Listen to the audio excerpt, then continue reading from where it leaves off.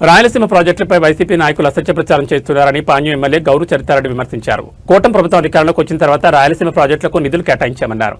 రాయలసీమ ఎత్తిపోతల పథకం వైసీపీ అధికారంలో ఉన్నప్పుడే నిలిపివేశారని, కూటమి ప్రభుత్వం అధికారంలోకి వచ్చిన తర్వాత ఆపలేదన్నారు. వైసీపీ హయాంలో ప్రాజెక్టులకు సంబంధించిన మరమ్మతుల పనులు కూడా చేయలేదని విమర్శించారు. ముఖ్యమంత్రి చంద్రబాబు నాయుడు ఎన్నో కోట్లు విడుదల చేసి మరమ్మతు పనులు ప్రారంభించారని ఎమ్మెల్యే చరితారెడ్డి వెల్లడించారు. మాజీ మంత్రులు, మాజీ ఎమ్మెల్యేలు, వాళ్ళ వైసీపీ నాయకులు అందరూ కలిసి రాయలసీమ లిఫ్ట్ ఇరిగేషన్ గురించి మాట్లాడడం జరిగింది. అంతేకాకుండా చంద్రబాబు నాయుడు గారు రాయలసీమ ద్రోహి, రాయలసీమకి ఆయన చేసింది ఏం లేదు అని చెప్పడం జరిగింది.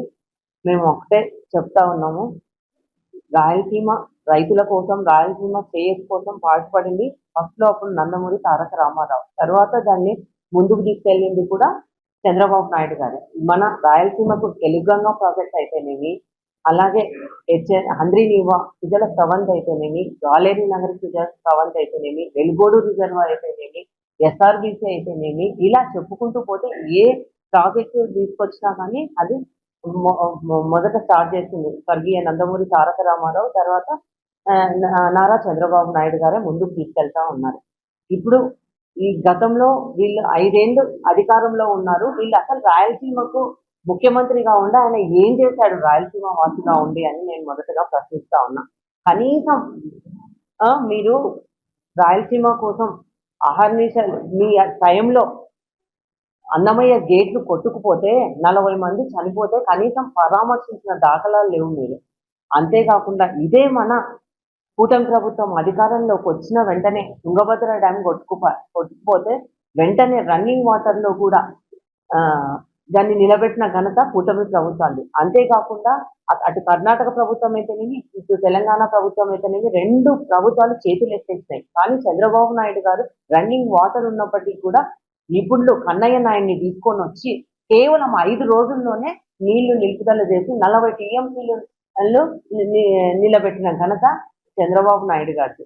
అంతేకాకుండా మేము ఒక్కటే తెలియజేస్తా ఉన్నాం, మీరు అధికారంలో ఉండి 102 ప్రాజెక్టులు రీక్లోజర్ చేసేస్తున్నారు. అంటే పనులు పూర్తి, ఇంకా 90% పనులు పూర్తయినాయి, ఇంకా 10% ఉండదు.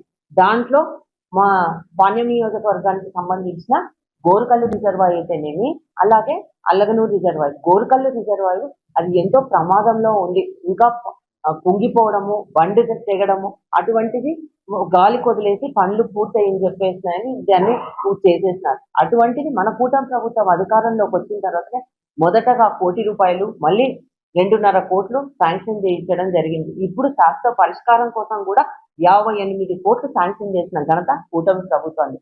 అలగనూరు రిజర్వాయర్ మీ ప్రభుత్వంలో కట్టజెగిపోతే కమిషన్ల కోసం దాన్ని అట్లే గాలి కొదిలేస్తే 3 కోట్లతో అయ్యేది ఈరోజు 32 కోట్లు శాంక్షన్ చేయడం కూడా జరిగింది అలగనూరు రిజర్వాయర్ కోసం.